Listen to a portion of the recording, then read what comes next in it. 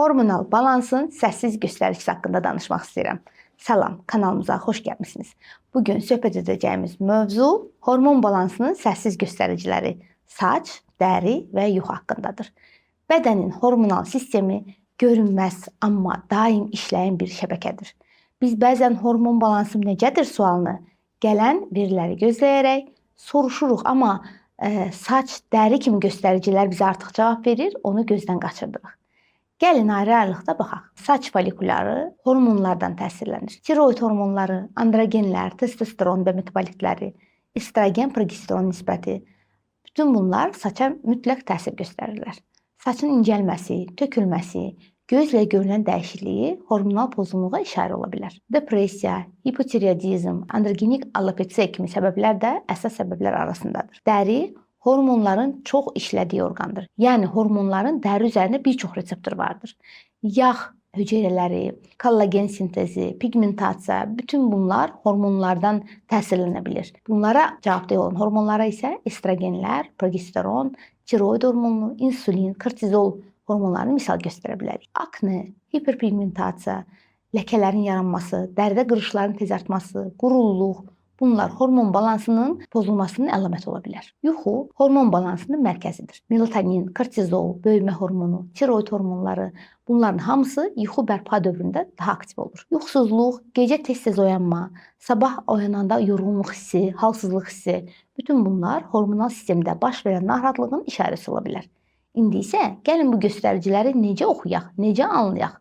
Bir də onu müzakirə edək. Əgər saçda gözlə görünən dəyişiklik varsa, tökülmə, incəlmə, bunlar tiroid hormonlarının, androgen, prolaktin, insulin rezistentliyinin əlamətləri kimi ola bilər və ona görə də endokrinoloqla mütləq müzakirə olunmalı səbəblərdəndir.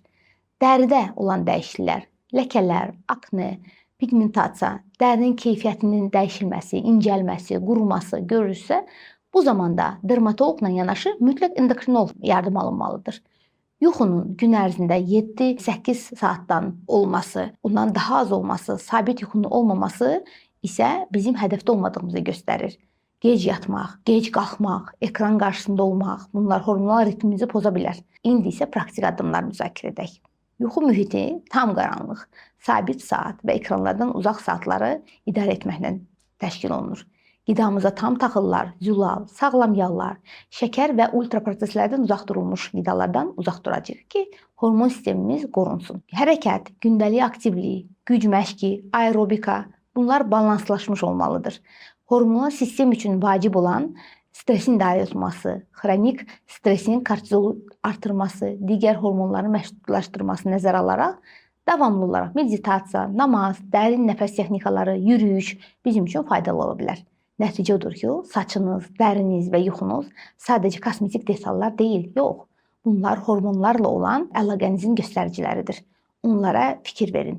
Əgər bu üçlükdə hər hansı bir dəyişiklik görürsünüzsə, öz-özünüzə nəsə yeməliyəm, nəyisə dəyişməliyəm deməyə əvəzinə mütləq endokrinoloqa müraciət edirsiniz.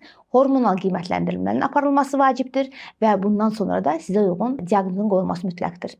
Videonu izlədiyiniz üçün sizə təşəkkür edirəm. Suallarınızı şərhlərdə yazmağı unutmayın və bu videonu son zamanlar yuxusundan, saçından və dərisindən şikayət edən dostlarınızla bölüşməyi unutmayın. Özünüzə yaxşı baxın.